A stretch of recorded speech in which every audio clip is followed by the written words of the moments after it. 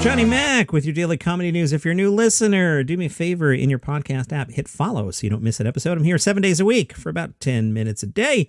Bill Burr went down to Florida. This from FloridaPolitics.com, your home for comedy news. Just a few weeks removed from vilifying Governor Ron DeSantis for blocking local Florida governments and school districts from passing mask mandates, Bill Burr gave an updated take on the state after a recent visit. Bill Burr said, "I got the idea I was going to go to Florida and it was going to be zombies walking around trying to vomit black crap on me and I was going to die and never see my family again. Got to be honest with you, it wasn't as bad as everyone was saying. There's a reason why that state is surrounded on three sides by water, because only Georgia and Alabama can deal with them. It takes a special kind of you-know-what to handle what's barely hanging on to this country. A lot of people were wearing masks." This is not a Bill Burr impression. I don't know why I'm doing this voice. "A lot of people were wearing masks.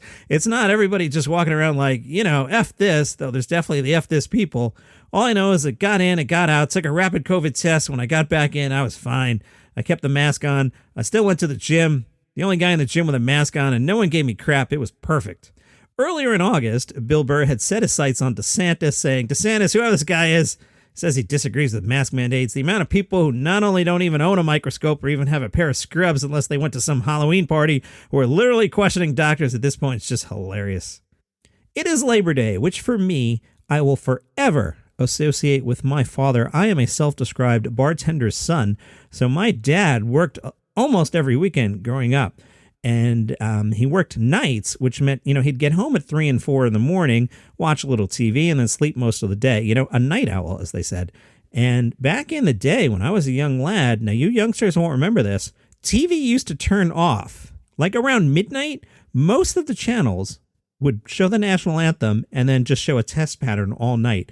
This thing where like TV's on 24/7 is relatively new. Now, maybe 30 years now.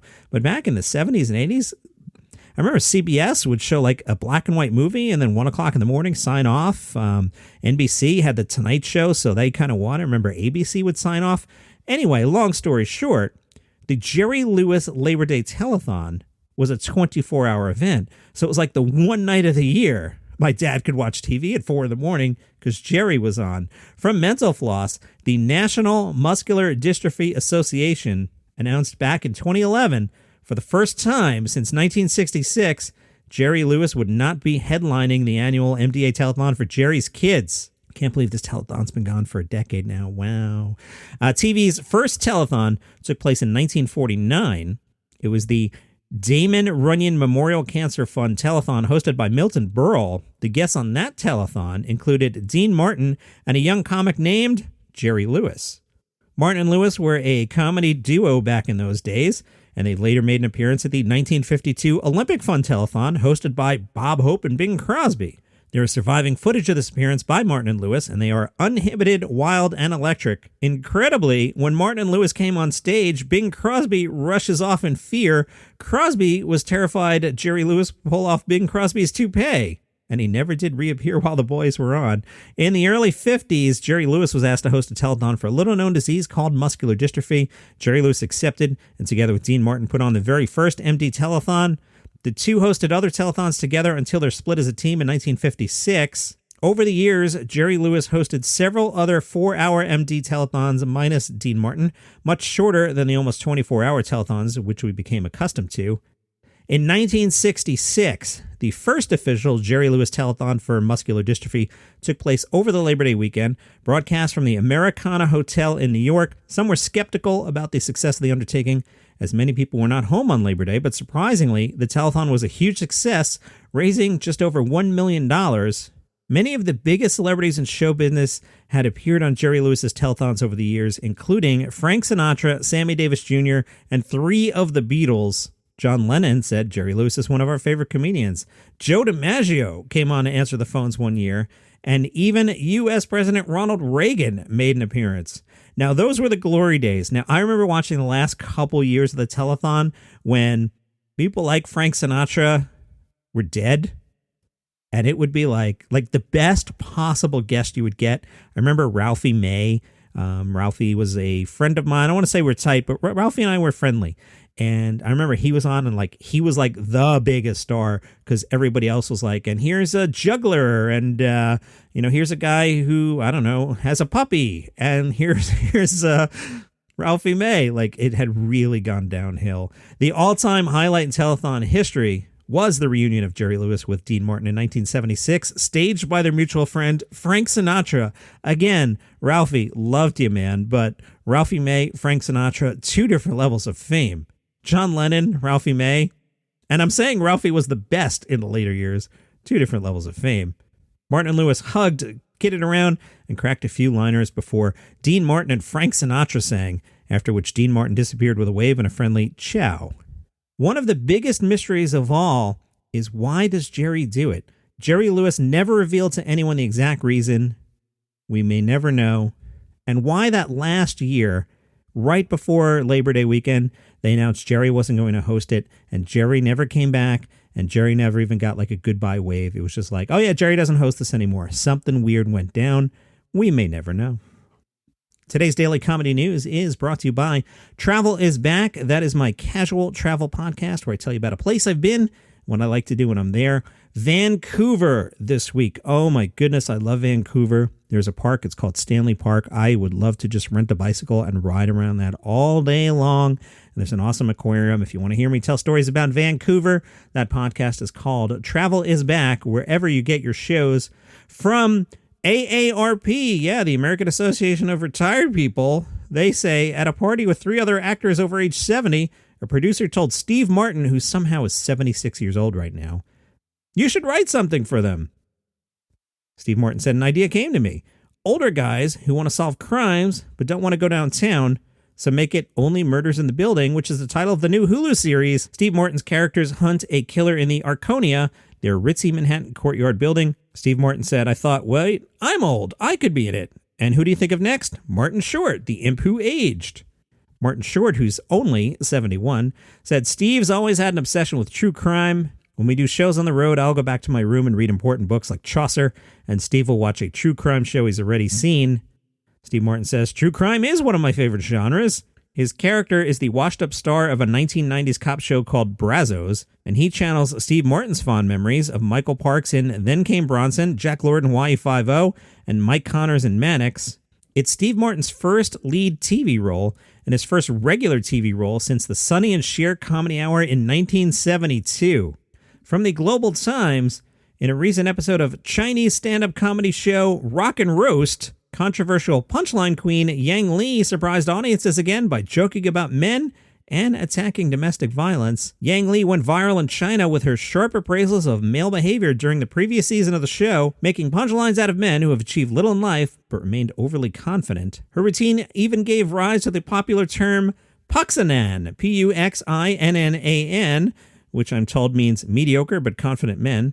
And that went popular on Chinese social media. Her jokes about gender issues sparked both love and hate among viewers. Many male netizens accused her of man-hating and creating gender opposition. Yang Li said, this year, I learned the most important lesson of my life, which is to never make fun of men. And if you have to make fun of them, just joke about their success. Some people are calling for a boycott of the comedian. One netizen said, why do you always want to create gender opposition? If you make money by attacking men, will you feel comfortable?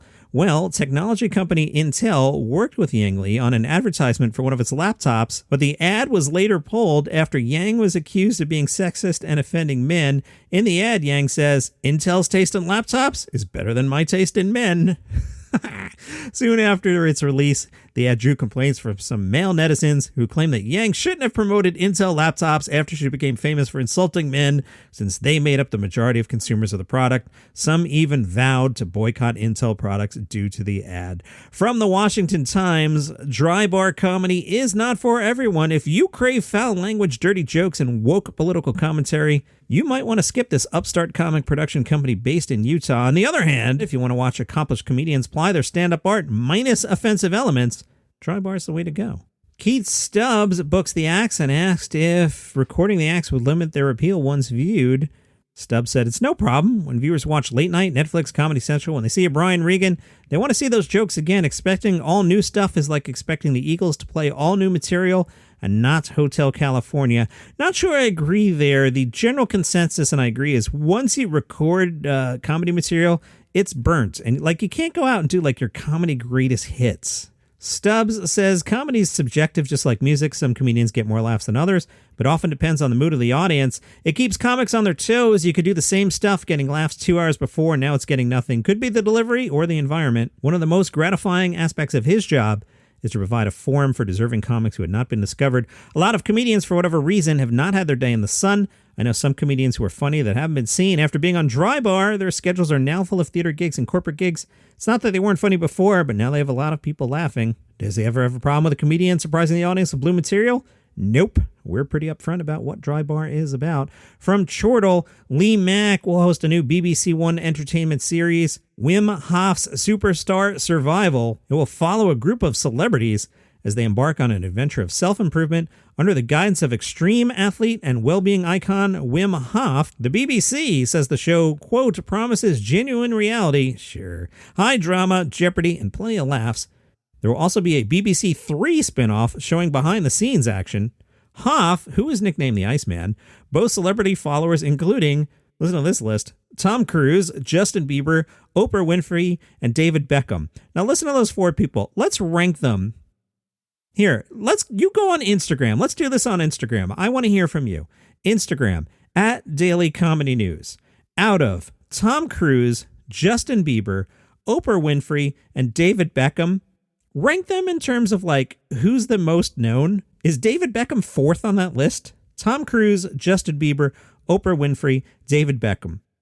Instagram, @Daily Comedy News. The Iceman, Hoff, his achievements include running a half marathon above the Arctic Circle barefoot.